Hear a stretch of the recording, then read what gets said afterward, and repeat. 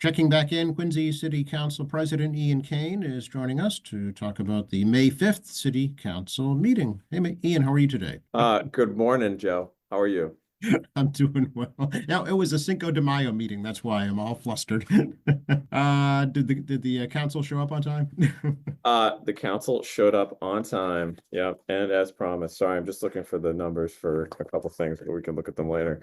Yeah, council showed up on time. It wasn't too busy of a meeting last night. A lot of introductions, a lot of things went into committee. Um, the mayor came and submitted his budget for the fiscal year 2026. We're looking at a $456 million budget, approximately. It's 455, 835, 577 to be exact. The budget has gone up 8.6%, which is an increase of $36 million. And the majority of that increase is from the debt service on the pension obligation bond that was moved a couple years back. So that's 88.8% of the increase. Otherwise, there are increases in healthcare, 13.8%, trash and recycling, 7.1%, and energy, 1.9%. Most of the, I guess, as it was represented to us, that it's maintaining service levels across departments, but also continued investments in schools and public safety. So the remaining 11.2% of that spending is directed towards the fire department, which is 30%, education 27.3%, and the police department at 26.7%. So we start the deliberations next week.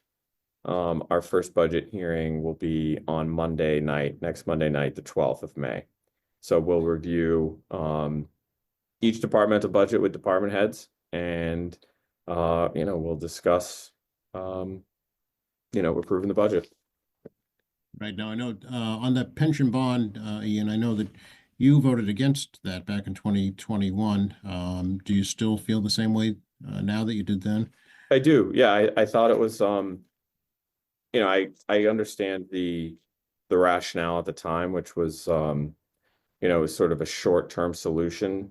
It was a short-term solution, but also a long-term solution to both short and long-term problems. And that rate that they got was low. That's great. I still thought that the risk that we were taking to meet that investment hurdle was going to be unforeseen. I didn't think it was I thought it was a risky move. So just to to have to meet that, because if we don't meet those, if the market doesn't meet those investment hurdles, then you're in deeper water than you were before.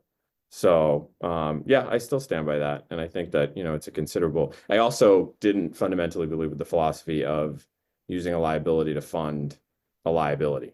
So it's not solving the ultimate problem, which is having that liability on the books to fund pensions in this case. But yeah, I still stand by that. According to the mayor, this will be the highest payment on that bond. He's anticipating savings going forward for another, what, 15 years? That's the projection, yes. Okay. Yes. Will this come up every year in the budget? Is that how that will work? It will. It was just like before. So instead of having that line item for yearly annual payouts for the pension obligation, you will now have long-term debt. Gotcha. Okay. Okay. So yeah, on to finance committee now. That'll be the next step in the process, right? That's correct. Yeah. So stay tuned next week. Alrighty. And what else? We had ordinance committee meeting. We did have an ordinance committee meeting. That was to approve. So we had talked about the change in the floodplain overlay district, where we're taking, I think, about 300 homes out of the floodplain by changing this overlay. So we briefly went through that. We passed it unanimously.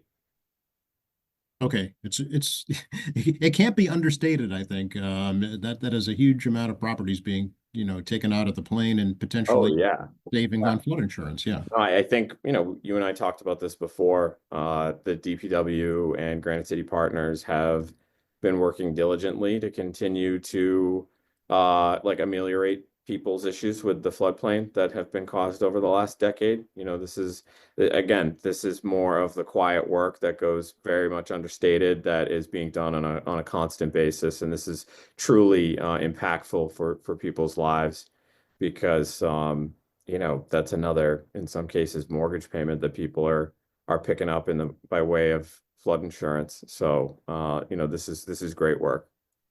absolutely. Very good. Okay, what else? So that was the ordinance. We introduced the budget and the sewer and water enterprise funds. We had the nomination and election of the city clerk. Nicole Crispo was the only nomination, and she was reelected unanimously to her role as city clerk. We had an order to designate early polling places for the preliminary election on Saturday, August 23rd, 2025 through Thursday, August 28th, and election Saturday, October 25th through Friday, October 31st. So these are the designation of early polling places, which, let's see, for the city council and the school committee, 3 of 6 seats, the in-person early voting is at Quincy Hall, 1305 Hancock Street for the 2025 elections. And that's for both of those periods that I mentioned. Very good. Nomination papers come out today, actually. I heard that. I heard that last night. Yes, I'm sure you did. Nina mentioned it, I think. Okay. And then we introduced an ordinance. Councilors Ash and Campbell and the mayor introduced an ordinance around establishing a public art and placemaking program, which was referred into ordinance committee. So that'll be heard at another time. And then there were 2 gifts. There was a gift for $100 from Richard and Mary Cox for the Quincy Animal Shelter, which will be opening up over the next couple of weeks. The sort of grand opening of the, I guess, Brian Pelmucci used to refer to it as the Taj Mahal, and the $500 from the Fowler House to the DARE program. And those are both passed. Okay, very good.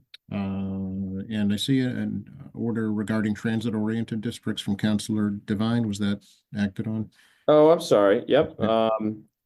That was moved into ordinance. Okay. Yes. That's to change some sections of the north and the southern parts of the city around the MBTA stations. To create, I think what's going on is we've got a very uncertain real estate market, especially with office properties, and these areas that potentially would be designated would avail different opportunities, I think, for either developers and or real estate property owners on their properties. So that will be heard another day. Okay, very good. Plenty of work for you still to do here, Ian. Oh yeah, we ain't done. And I think, yeah, even you had brought it up before, but I'll talk about it real quick. So tomorrow night, I'm hosting a Ward 3 town hall meeting at Central Middle School at 6:30 p.m. Central Middle School, 6:30. And this is one I've been trying to think of new ways to engage people and provide either information or resources that can help them make decisions or figure out how to live better lives. And so this one's focused on financial planning and housing. So I know that this is a hot topic, especially because we're in this sort of inflationary economy, and I think people are certainly in positions where they need to be minding their budgets a little bit more, if they even have budgets. I think these are some things that even early education should be covering, how to plan household budgets and manage finances appropriately. So this is just kind of like a 101. So we're bringing in Jeff Sullivan, who manages a financial advisory firm, and Colleen Healy, who's the former chair of the Board of Assessors, to talk about first-time home buying and the real estate market in Quincy, because I know that it remains elusive for some people. So, Okay, and it's open to anybody? yeah, I mean, I advertised it to Ward 3 residents. If there's anyone outside of Ward 3, they're more than welcome to join. Excellent. I know you did quite a few of these kind of pre-pandemic, so it's nice to see them coming back again. Yeah, we did. We did them quarterly, and they were great. They were very well received. I think, and Jim Devine and I just recently hosted one with T-Pal, and that was very well attended. Yeah, I mean, it's always a good reminder to for residents to show them who does the work, right? And that we're just kind of the liaisons in the middle if things aren't necessarily flowing properly. But it's great to connect people with the departments that serve them on a daily basis. Excellent. While we're speaking about your initiatives, any update on municipal broadband you can share with us? Yeah, so I think I put an update out, end of March or sometime early April rather. So we had moved a home rule petition regarding the revenue bond that will allow us to borrow money against the subscriptions that we commit for the program, and that is moving through the state legislature right now. It's in a committee, and Senator Keenan has been. We very much appreciate his shepherding this bill along, so that we can move things forward. At the same time, we've been talking with a community engagement firm. So a lot of this will end up being a door-to-door sales process where people are going to have to commit to purchasing, essentially their pipe, right? Their fiber pipe that will connect to the system. And so they're getting up and running. And then at the same time, there's currently an RFP and an RFQ that is soon to be released so that people can bid on the first parts of the construction. Okay. Do you need that revenue bond to pass before the trial program can begin? So my understanding, the way that we've been working it, is that they're concomitantly moving. They're sort of dual path. Yeah. Very good. Yeah. And the next full council meeting is when? Is next Monday. Oh, right, because Oh, it's no, finance committee. 19, Okay. the next council meeting. So we have finance committee meetings all next week. So Monday, Tuesday, Wednesday, we've scheduled them if necessary, and then we've got a, fourth on the 19th if we need it. But yeah, we've got the next regularly scheduled council meeting is Monday, May 19th. Excellent. All right. Anything else we should share with folks right now?